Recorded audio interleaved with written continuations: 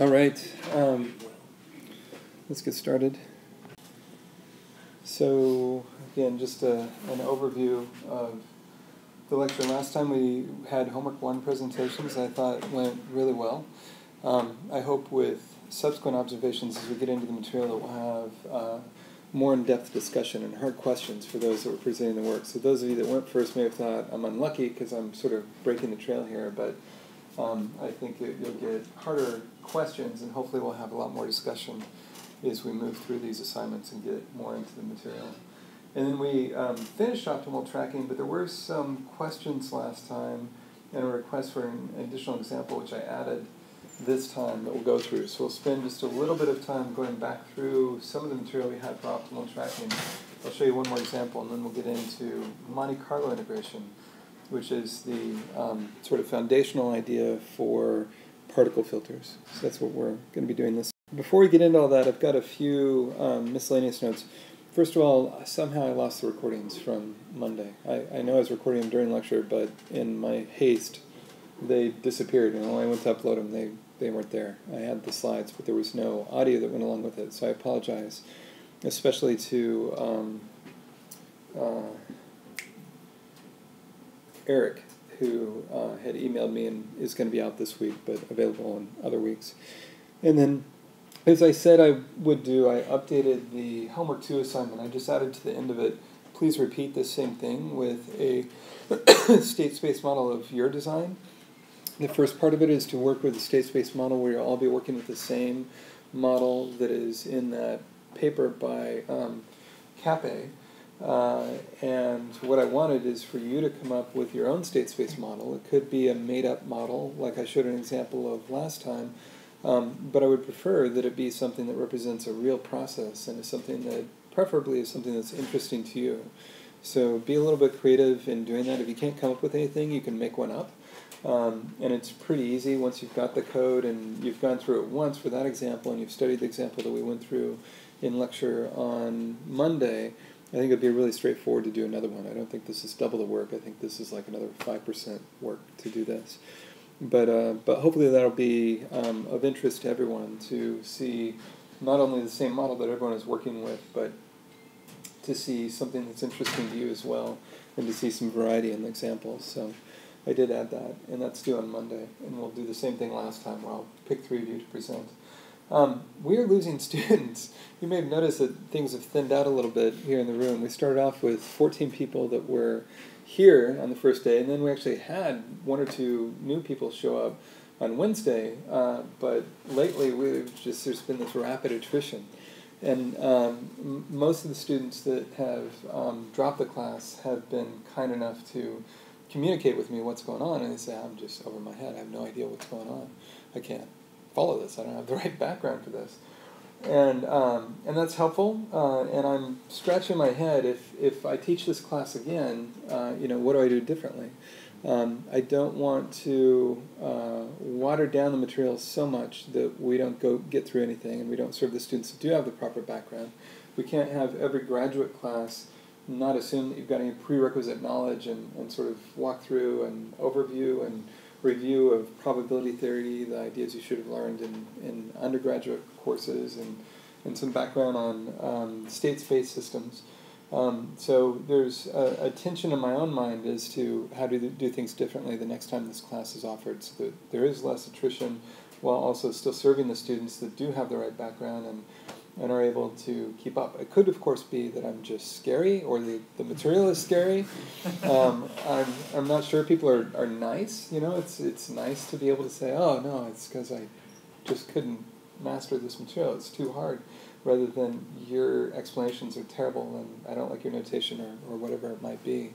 But what I'm hoping and moving ahead, and in part so that we don't have further attrition, is that in the lectures that there's a lot of interaction. If there's something you don't understand, please don't be afraid to raise your hand. I think I have a pretty good reputation for not yelling at people. Yeah, please. One thing I think would be useful would be another office hour on Friday. So when we have homework due on Monday, that means Thursday we can kind of get our heads around it and maybe ask questions or some kind of question period, or is there any I mean, I know you're probably very busy, so I don't know if that's gonna work. But, Yeah, that's the problem. I am usually around on Fridays, but it's really hard to catch me if you're just stopping by my office because if you look at my calendar, it's almost completely full with meetings. I'm happy.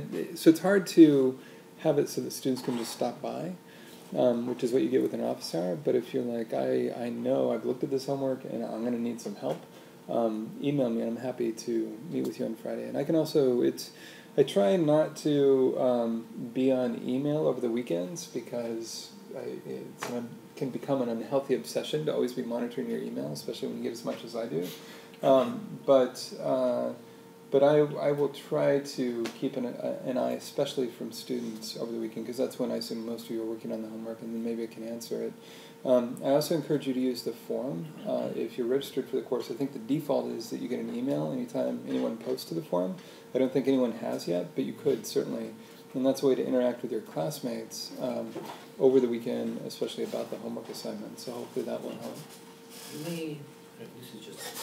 Yeah, you please. may want to consider shifting the date of when the homeworks are due to That's what I was Thursday. thinking. A Wednesday. would be great. Sorry, to Wednesday? Yeah. I think that makes sense because that way Monday we're all here. And we Yeah. can, And you know, Friday is notoriously the day of meetings, and it's easy to understand, especially a person in your position, it's impossible to catch on Friday, and I totally understand you have a family, and you know, the weekend should be quality time for you.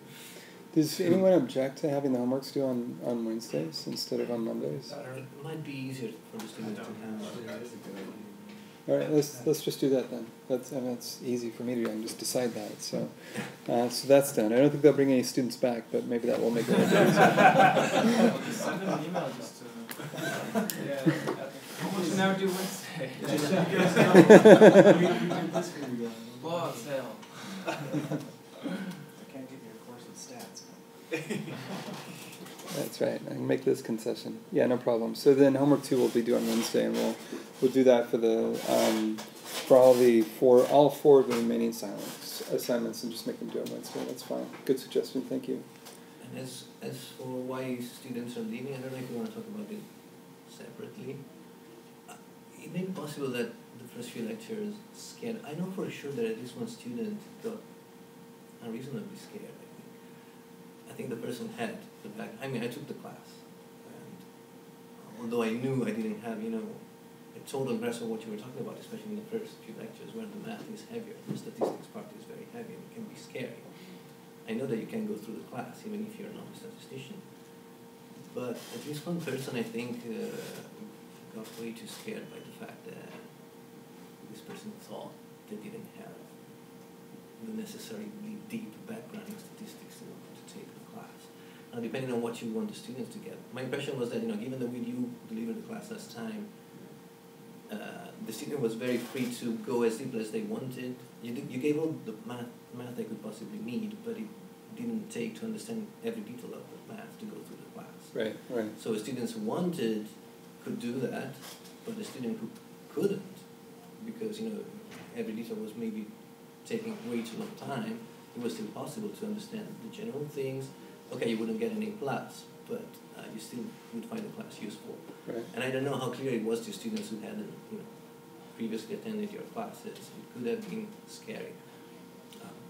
It could have been scary. I know that one person got, I think, motivatedly scared. Okay. But it can appear very challenging. That's a good point. So maybe what I can do next time too is say, I fully expect you're not going to digest all of this the first time through, and there's a lot of math that we're going to be going through initially, and don't let it scare you. At the end of the day, you'll still be able to apply these techniques and get value from the Especially class. because, you know, your assignments are very practical. You do give code, so, you know, even if you don't understand all the equations, when you look at the code, you begin to. It gets a lot clearer. At least that's my impression. Yeah, And in your test, you're not required to report, you know, the math by heart. Yeah. But maybe people, I don't know, didn't realize that. There's a good chance, and you're right. I'm a little bit unusual, and the way I give exams tends to be much more about the basic concepts and the ideas rather than going through the math and being able to derive things. Yeah, So that might be scary. So next time we need to get the word out better to the students that this is less scary than it appears. Sorry. No. We didn't know. We're learning as we go, so that's fine.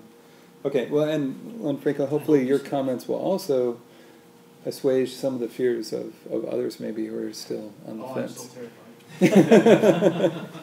You know what I'm terrified of? These guys in the near lab.